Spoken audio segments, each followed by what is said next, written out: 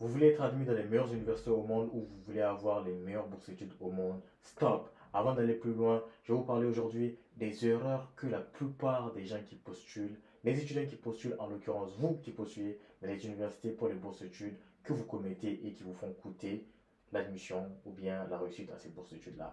Dans cette vidéo, on va parler des erreurs communes que la plupart des étudiants commettent en fait quand ils souhaitent postuler pour les universités ou bien pour les bourses d'études, ce qui les fait ne pas avoir ces opportunités-là, ce qui les fait ne pas décrocher ces admissions-là. Mais chose jusqu'à la fin pour connaître les erreurs, pour les éviter et bien sûr pour que vous puissiez avoir les admissions qu'il vous faut. La famille, nous avons créé une communauté WhatsApp dans laquelle on partage beaucoup d'astuces, beaucoup de bourses d'études. Donc, si vous êtes intéressé par cette communauté-là pour avoir le maximum d'informations qu'on a à vous partager, le code QR s'affiche maintenant et bien sûr, vous pouvez regarder dans le premier commentaire pour avoir le lien. Cliquez sur le lien pour rejoindre la communauté.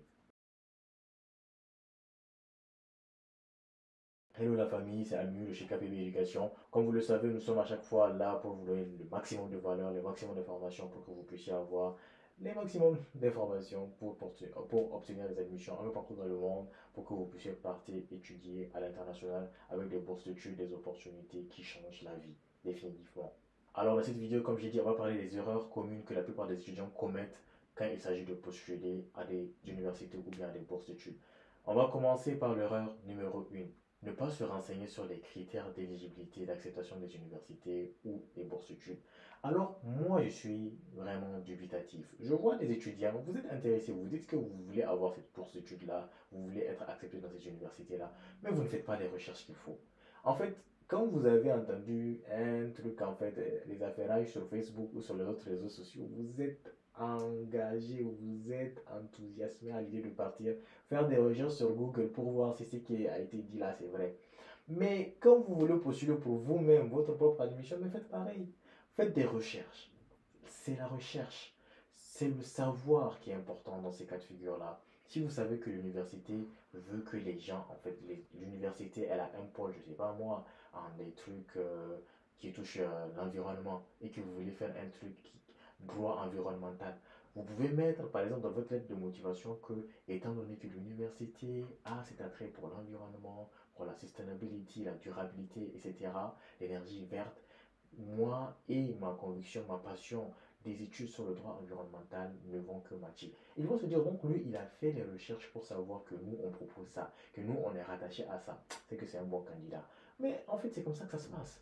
Même quand vous partez, en fait, vous avez vu un contexte, hein, vous avez vu une fille qui vous plaît et que vous allez regarder la fille, ok, qu'est-ce qu'elle porte, voilà, qu'est-ce qui l'intéresse, etc. Et vous entendez, par exemple, elle dit, la fille dit, ah, moi, je suis plutôt fan de, je sais pas, SDM. C'est un exemple. Donc, ou bien Chris Brown. Ok, donc vous allez partir là-bas, vous êtes en train d'écouter du Chris Brown, et puis, oh, ça va, ok. Ah bah oui, je suis ravi de te connaître à ce moment-là.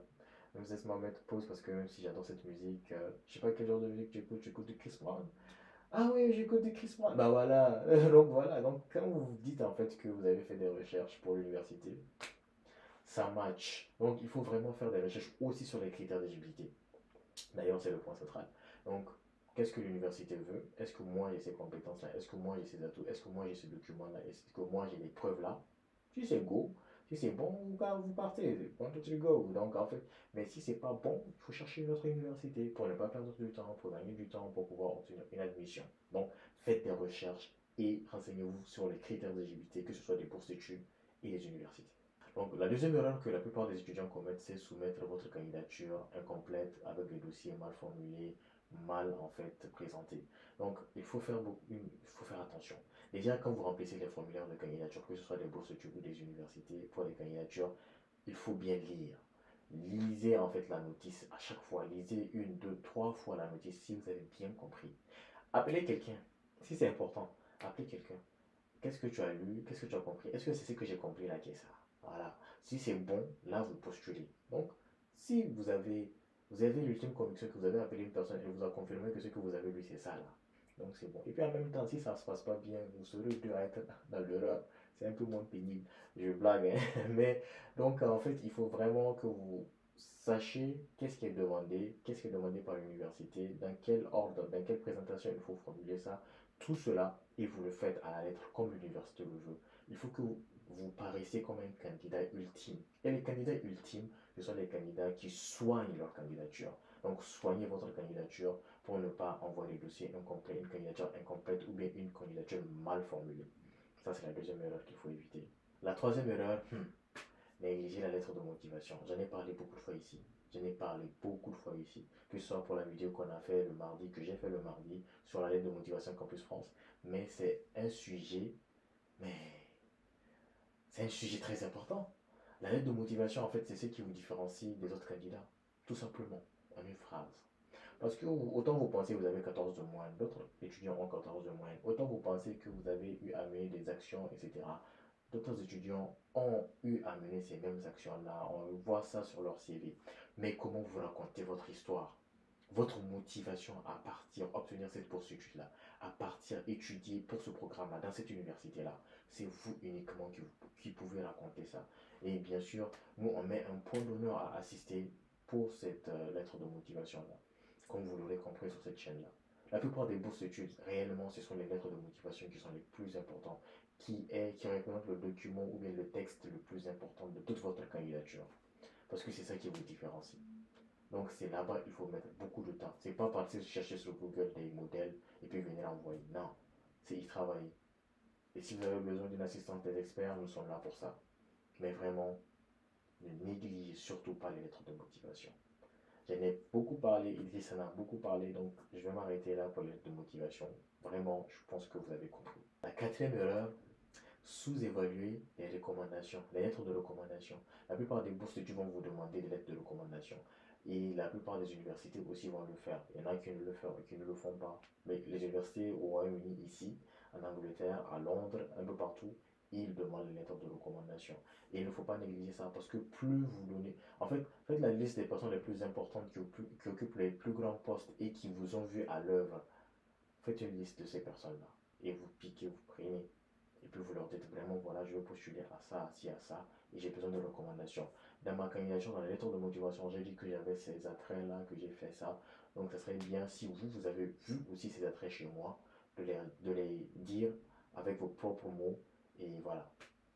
Si la personne qui va vous faire la lettre de recommandation vous demande d'écrire et de lui envoyer, vous écrivez, vous lui envoyez, mais vous lui dites si ça lui plaît, vraiment, de faire en sorte que ça vienne de lui, qu'on sente que c'est lui qui a écrit. Parce que ça se sent quand c'est pas authentique, etc.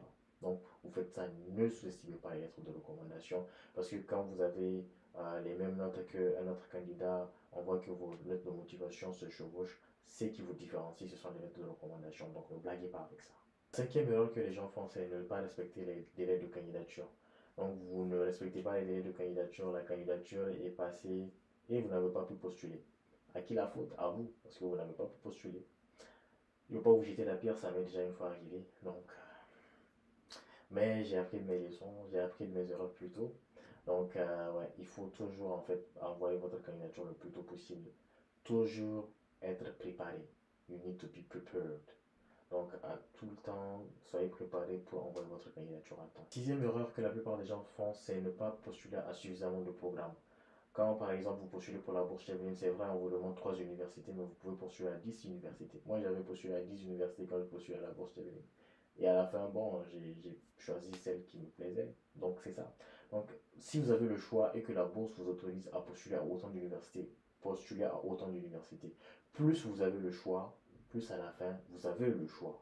Mais plus vous avez peu de choix, plus à la fin, vous vous dites, ah, j'aurais dû, j'aurais dû. Et j'aurais dû, on sait où ça va vous amener. Donc, il faut toujours postuler au maximum de programmes si c'est une bourse d'études qui vous le permet.